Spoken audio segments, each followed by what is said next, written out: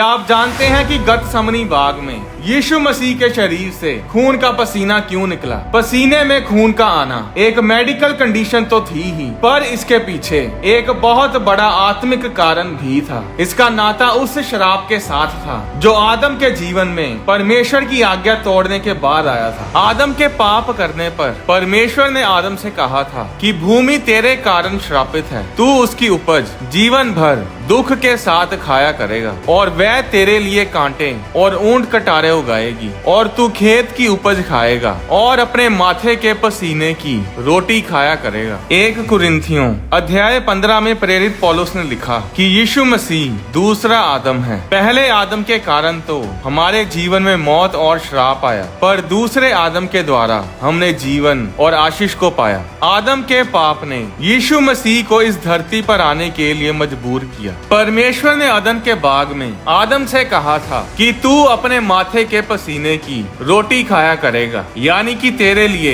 हर चीज में संघर्ष होगा, तुझे स्ट्रगल के साथ अपना जीवन बिताना पड़ेगा। आदम के उसी शराब को यीशु मसीह ने गतसमनी बाग में खत्म किया, जब यीशु मसीह के पसीने में लहू आकर जमीन पर टपकने लगा। अब क्योंकि यीशु मसीह के लहू में ताकत है छुटकारा देने की, आजाद करने की, तो क्रूस पर चढ़ने से पहले यीशु मसीह के पसीने में खून का आना और भूमि पर जमीन पर गिरना हमारे छुटकारे को लेकर आया। पहले आदम ने एक बाग में परमेश्वर की आज्ञा को तोड़ा और उस पहले आदम के जरिए सारी धरती श्रापित हुई, पर दूसरे आदम यीशु मसीह ने एक बाग में ही परमेश्वर की आज्ञा को अपने जीवन में पूरा किया और हमें 4000 सालों से चले आ रहे आदम और हवा के श्राप से आजाद किया। यीशु मसीह के जीवन में जो कुछ हुआ वो कोई इत्तेफाक से नहीं हुआ। उनके जीवन में हर एक घटना के पीछे एक आत्मिक कारण था। परमेश्वर ने आदम से ये भी कहा था कि ये जमीन तेरे लिए कांटे और ऊंट कटारे उगाएगी, और इस शराब को भी यीशु मसीह ने खत्म किया। आदम के पाप के कारण सारी धरती श्रापित हुई। वो कांटे श्राप की निशानी थे। जिस सृष्टि को परमेश्वर ने फल लेकर आने के लिए बनाया था, वही सृष्टि अब दुख, दर्द, खून, आंसू और तबाही पैदा कर रही थी। पर जब यीशु मसीह के सिर के ऊपर कांटों का मुकुट रखा गया तो ये भी कोई इत्तेफाक नहीं था। यीशु मसीह ने उस कांटों के श्राप को अपने ऊपर लिया ताकि हम उस श्राप से आजाद हो जाएं। यीशु मसीह के पसीने से खून का आना एक मेडिकल कंडीशन थी जिसे डॉक्टर हेमेटोइड्रोसिस बोलते हैं। ये बीमारी, ये मेडिकल कंडीशन लोगों में तब होती है जब वे बहुत ही ज्यादा, हद से ज्यादा टेंशन में, स्ट्रेस में होते हैं। 2017 में एक न्यूज आई थी कि इटली में 21 साल की लड़की के चेहरे से और हथेली से 3 साल से लगातार खून का पसीना आ रहा है, और ऐसे बहुत से केसेस दुनिया भर में देखने को मिले हैं। यीशु मसीह जो खुदा है, स्वर्ग से धरती पर अपनी खुदाई छोड़कर हमारे लिए इंसान बना, हमारे लिए उसने दुख सहा। यीशु मसीह के जीवन के बारे में बाइबल में 4 पुस्तकों में लिखा है, जो है मत्ती, मरकुस, लूका और यूहन्ना। पर क्या आप जानते हैं कि इन चारों में से एक पुस्तक ऐसी है जो एक डॉक्टर ने लिखी है, और उसका नाम था डॉक्टर लूका। सिर्फ डॉक्टर लूका ने ही अपनी पुस्तक में यीशु मसीह के द्वारा की गई चंगाइयों के बारे में डिटेल में एक डॉक्टर की तरह बयान किया है। यीशु मसीह के पसीने में लहू के आने के बारे में भी सिर्फ डॉक्टर लूका ने ही लूका की इंजील में लिखा है। लूका अध्याय 22 उसकी 44 आयत में लिखा कि यीशु मसीह अत्यंत संकट में व्याकुल होकर और भी हृदय वेदना से प्रार्थना करने लगे, और उनका पसीना मानो लहू की बड़ी बड़ी बूंदों की तरह भूमि पर गिर रहा था। इंग्लिश की बाइबल में संकट में व्याकुल की जगह पर एगनी शब्द का इस्तेमाल किया गया है। एगनी शब्द ग्रीक यानी यूनानी भाषा के शब्द एगोनिया से लिया गया है, जिसका मतलब है युद्ध, संघर्ष, लड़ाई, मानसिक संघर्ष, मौत से पहले का संघर्ष और बहुत बुरा दर्द। यीशु मसीह जानते थे कि क्या होने वाला है। वो जानते थे कि उनको कोड़े मारे जाएंगे, वो कोड़े जिनके कोनों पर कांच के टुकड़े और बड़ी बड़ी कीलें लगी होंगी। यीशु मसीह यशाया नबी की भविष्यवाणियों को जानते थे। जो उनके धरती पर आने से 700 साल पहले लिखी गई थी कि यीशु मसीह को मार मार के ऐसा हाल कर दिया जाएगा कि ऐसा लगेगा ही नहीं कि ये कोई इंसान है या कुछ और। सबसे ज्यादा दर्द यीशु मसीह को इस बात का था कि जब सारी दुनिया के पाप यीशु मसीह के सिर के ऊपर डाल दिए जाएंगे, तब यीशु मसीह पहले आदम की तरह परमेश्वर से दूर हो जाएंगे। परमेश्वर का आत्मा यीशु मसीह को छोड़ देगा। अपने पिता यहोवा परमेश्वर से जुदाई का गम यीशु मसीह को खाए जा रहा था। मत्ती अध्याय 26 उसकी 38 आयत में यीशु मसीह ने अपने चेलों से कहा था कि मेरा जी बहुत उदास है,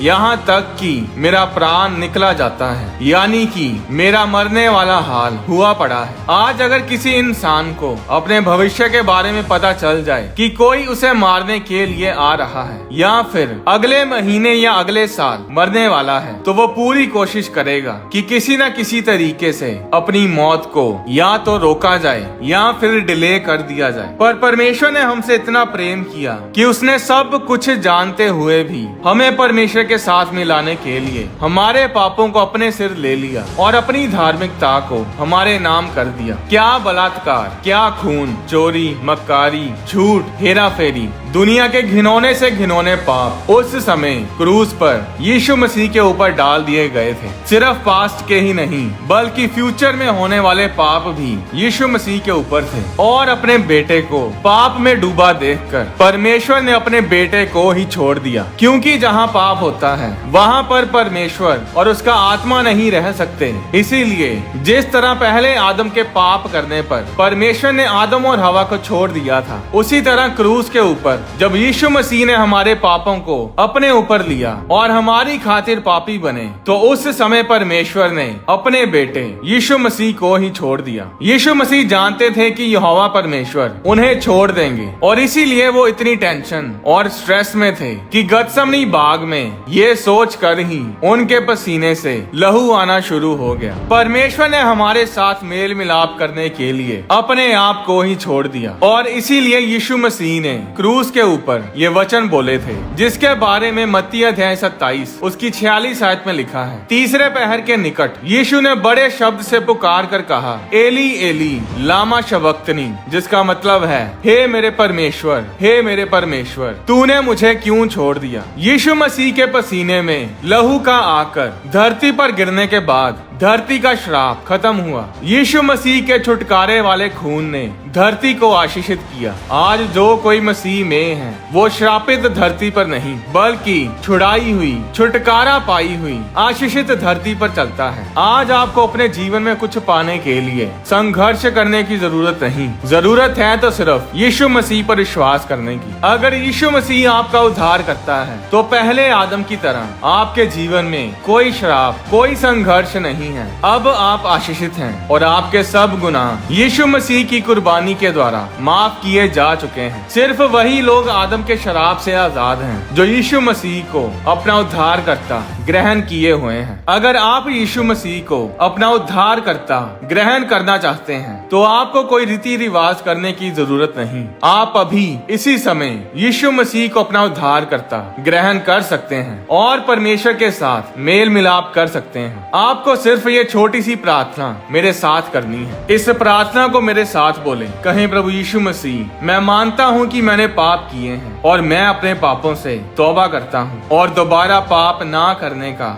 वायदा करता हूँ। प्रभु यीशु मसीह, आप मेरे दिल में आए, मैं आपको अपना उद्धार करता, अपना सेवियर ग्रहण करता हूँ। आमीन। अगर आपने ये प्रार्थना मेरे साथ की है तो कांग्रेचुलेशंस, आपने सैल्वेशन को, उद्धार को पा लिया है। अब आप आदम के श्राप से आजाद हो चुके हैं। परमेश्वर में बढ़ने के लिए और परमेश्वर के बारे में और जानने के लिए किसी आत्मिक चर्च का हिस्सा बने। अगर आप बाइबल नहीं ले सकते तो आप अपने फोन के ऊपर बाइबल ऐप डाउनलोड करके भी बाइबल को पढ़ सकते हैं। सुसमाचार को फैलाने के लिए आप इस वीडियो के नीचे लाइक बटन पर क्लिक जरूर करें ताकि YouTube इस वीडियो को ज्यादा से ज्यादा लोगों तक पहुंचाए और भारी संख्या में लोग परमेश्वर के वचन को सुनकर उद्धार को पाएं। आप अपनी डोनेशंस बैंक अकाउंट के जरिए और QR कोड को स्कैन करके भी भेज सकते हैं। परमेश्वर आपको आशीष दे।